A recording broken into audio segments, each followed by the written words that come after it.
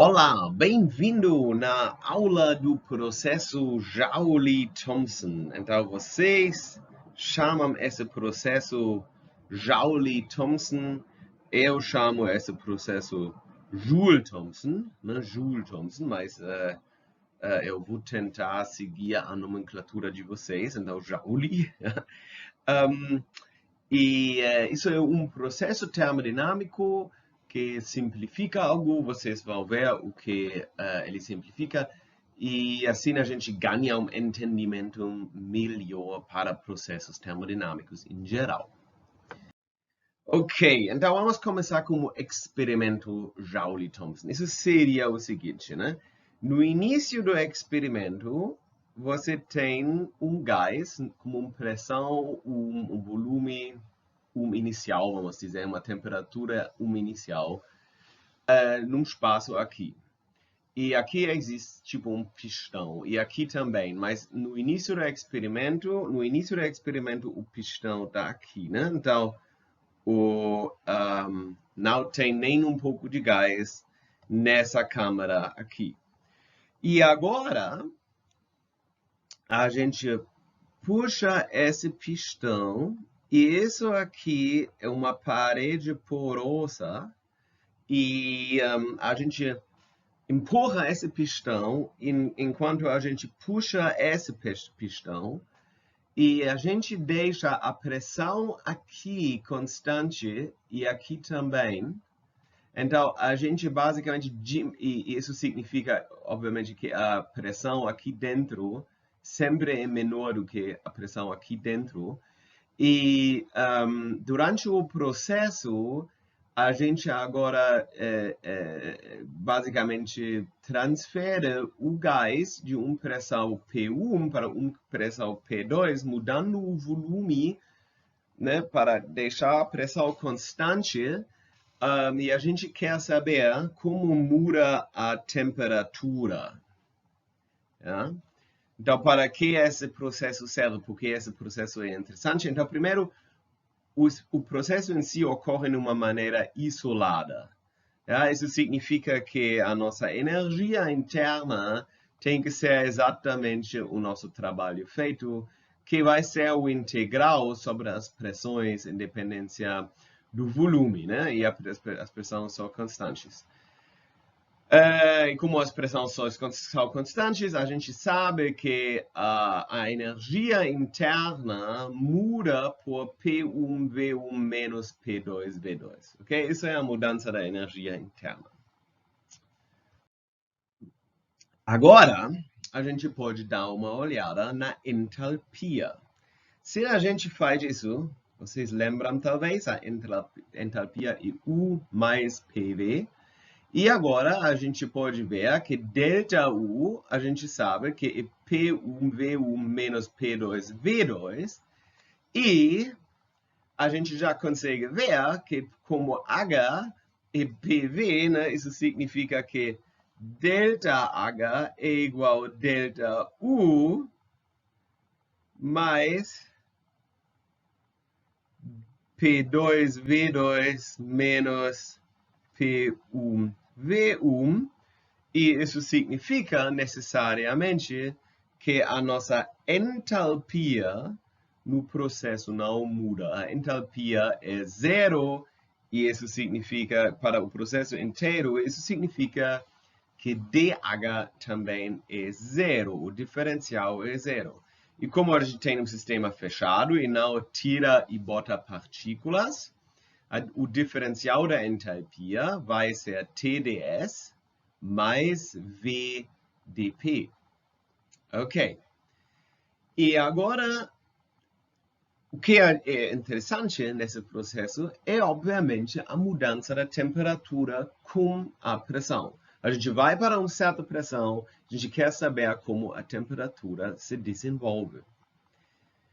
Vocês podem talvez imaginar que existem processos de Joule-Thomson na realidade, e agora vamos dar uma olhada o que acontece. E assim, o conceito mais importante para isso seria o nosso coeficiente diferencial de Joule-Thomson.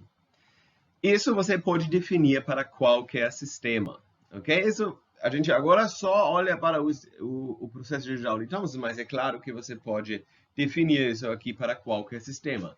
Então, isso é o diferencial da temperatura sobre a pressão, né? Então, como a temperatura se desenvolve com a pressão, com H constante, com a entalpia constante. Ok, isso é o coeficiente diferencial de Joule-Thomson. Então, vamos agora estudar esse coeficiente para ver o que realmente acontece. Então, assumindo, e isso a gente fez bem no início, que P2 é menor do que P1, a gente tem que assumir isso. A gente agora consegue ver que delta, o nosso coeficiente de Joule-Thomson, quando é maior do que zero, isso significa que a temperatura aumenta quando a pressão baixa e vice-versa, né? Então, a gente consegue ver agora que, dependendo o que a gente faz com a pressão, como o delta, a temperatura vai aumentar ou baixar quando a pressão muda. Ok, então vamos dar agora uma olhada para estudar isso e a entalpia é TdS mais VdP, e por causa disso faz sentido que a gente usa o fato que ds é um diferencial total, então a gente pode escrever ds como a derivada em termos de pressão vezes dp, mais a derivada parcial em termos de temperatura dt, e assim a gente pode reescrever a nossa entalpia. Então, o nosso objetivo no momento é escrever uma expressão para dt sobre dp com uma entalpia fixa. E aqui, por causa disso, a gente usa a entalpia porque, claro, dH no fim tem que ser zero. Ok, o coeficiente de Joule-Thomson, né?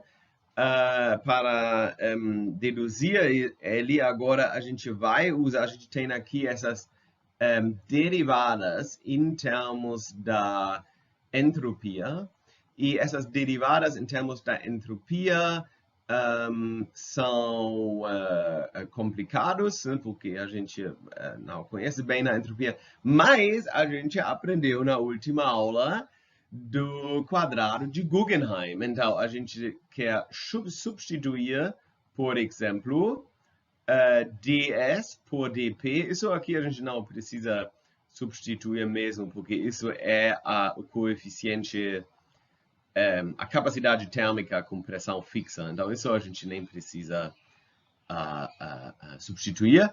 Mas isso aqui a gente precisa substituir. Então, ds sobre dp, olha, aqui tem s e p, tem que ser menos dv sobre dt. Então, isso a gente consegue ver do quadrado de Guggenheim.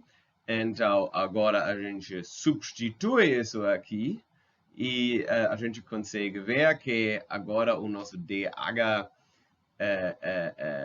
simplifica um pouco, e aqui a gente já tem um termo dv sobre dt, e agora a gente consegue ver que o nosso dt sobre dp, porque aqui a gente tem o diferencial da temperatura, aqui a gente tem o diferencial da pressão, então a gente só tem que resolver essa equação em termos de dt sobre dp, h é constante, e a gente tem agora uma expressão do coeficiente de Joule-Thomson em termos de 1 sobre Cp, T dV sobre dt, com pressão constante, menos V. E isso é o nosso coeficiente de Joule-Thomson. Então, agora, isso até agora só é teoria. Então, vamos agora ver o que isso significa mesmo. Então, delta é isso, e agora vamos para o gás ideal. Então, no caso do gás ideal, a nossa equação do gás ideal, a gente conhece NRT igual PV, isso significa P, isso significa V é igual nRT sobre P. E agora, se a gente deriva isso em termos de T, isso vai, então, dV sobre dt é igual nR sobre P. E assim a gente consegue ver que esse termo vai ser o volume, e esse termo é o volume. E assim a gente consegue ver que o delta vai ser zero. Isso significa que para o gás ideal, a temperatura não muda durante o processo de Joule-Thomson. E isso faz sentido, né? A gente lembra que isso faz sentido.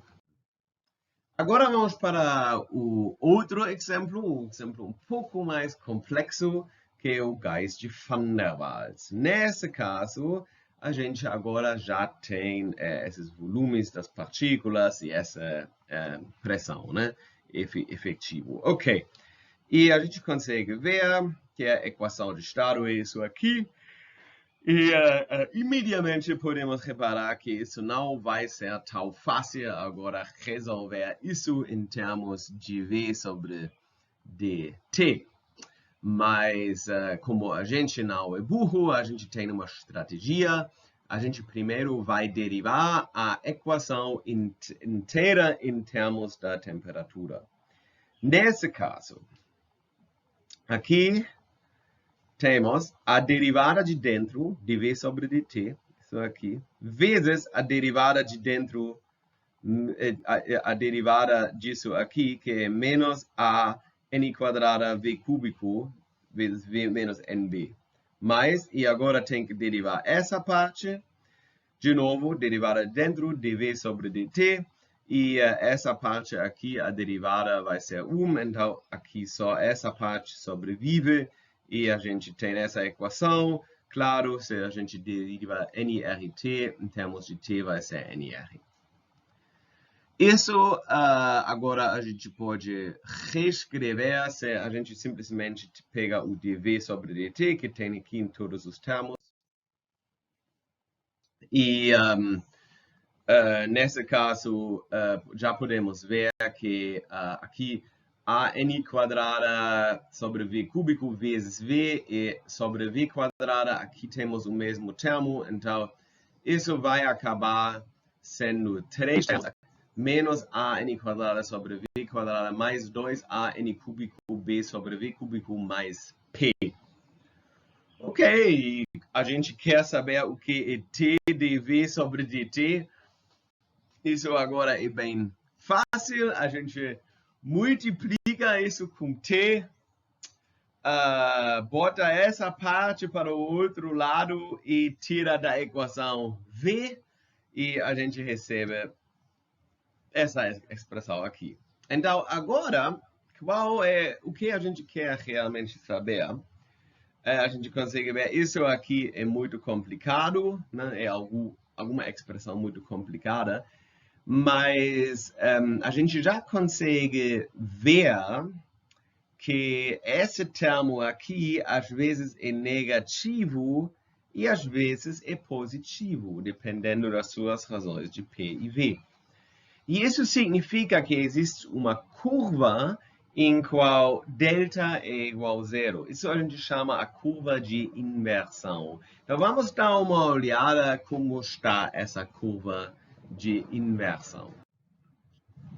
Então, a curva de inversão seria agora a curva em qual delta é igual a zero. E isso significa que a gente pode reescrever a nossa fórmula botando